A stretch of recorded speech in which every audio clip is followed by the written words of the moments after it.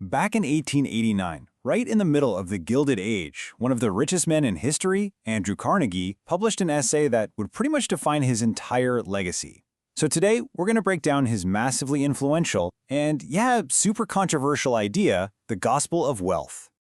To really get what Carnegie was talking about, we have to start with a question that feels, well, completely backwards.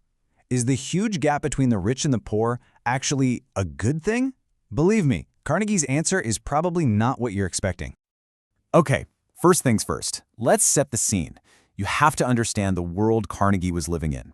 This was an era of explosive industrial growth. It created these unbelievable fortunes for a handful of people, but at the same time, you had this deep, crushing poverty for millions. That was the problem he was trying to figure out. And this quote, it just perfectly captures his whole point of view. See, he isn't questioning why some people are rich. He's asking a totally different question. Once you have all that money, how do you handle it so that society doesn't just completely fall apart?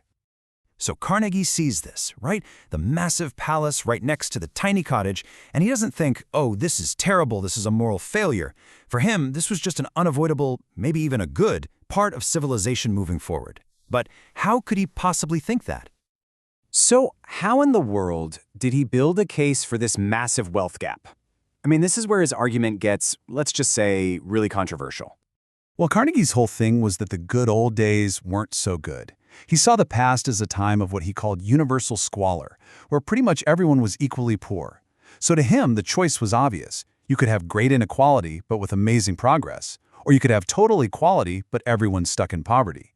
He was all in on modern civilization, flaws and all. And what was the engine driving all this progress? For Carnegie, it was one thing, the law of competition. He saw it as this unstoppable force of nature, kind of like gravity.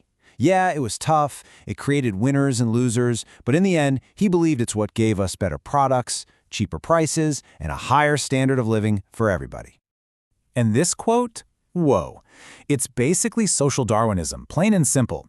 Carnegie is saying that competition weeds people out and makes sure the fittest, the smartest, the most ambitious, rise to the top.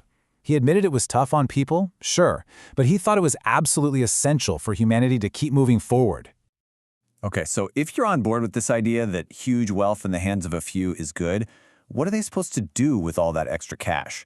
Well, Carnegie had some, let's just say, very strong opinions on all the wrong ways to handle it. He basically lays out 3 choices for what you can do with your fortune. You can pass it down to your kids, you can give it away to charity in your will after you die, or you can manage it and give it away yourself while you're still alive. And he just completely tears apart the first 2 options. First up, inheritance. Carnegie thought leaving a giant fortune to your kids was just a terrible, terrible idea.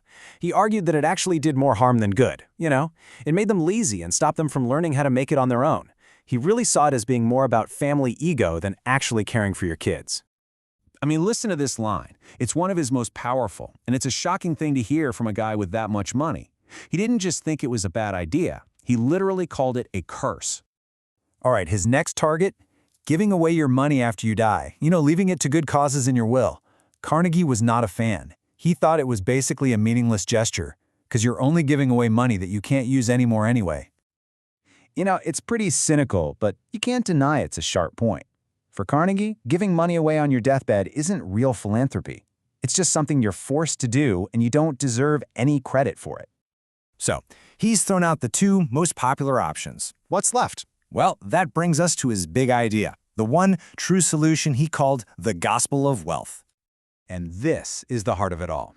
He believed the rich person shouldn't even think of their money as their own. Instead, they're just a trustee for everyone else. Their job is to use their unique skills, the same ones that made them rich, to manage that wealth for the public's benefit, because they can do it better than anyone else. And look, this wasn't just some friendly advice. For Carnegie, it was a deep moral duty. This wealthy trustee had to live a simple life, avoid showing off, and see every single extra dollar not as a toy, but as a sacred fund that had to be used for the good of the whole community. And that all leads to maybe his most famous and definitely his most challenging line of all. With this one sentence, he flips the whole idea of wealth on its head. To him, dying with a massive fortune wasn't a sign of success. It was a sign that you lived your life wrong. It was a disgrace. But Carnegie wasn't just about big ideas. Nope. He actually laid out a whole playbook for how to do this the right way. And his number one rule was this. He was completely against just handing out money to anyone. He believed that real philanthropy wasn't about giving handouts, it was about giving the hardworking, ambitious poor the tools they needed to lift themselves up. And get this number is just wild. Carnegie figured that for every $1,000 given to what we'd call charity, a whopping 950 of it was just wasted. Or even worse, it actually made the problems it was trying to solve even bigger by making people dependent. That's how little he trusted traditional charity. So, if handouts were out, what was the answer? For Carnegie, it was all about building ladders. He was a huge supporter of institutions that gave people a chance to climb. Universities, free libraries, which were his absolute favorite, hospitals, parks. These weren't handouts. They were tools for self-improvement that could benefit the community for generations to come. And that, of course, brings us right back to today. Over a century later, we're in a new Gilded Age of our own, with tech billionaires and unbelievable fortunes. Carnegie's ideas feel more relevant than ever. His gospel is still this powerful, challenging idea. So I'll leave you with this to think about.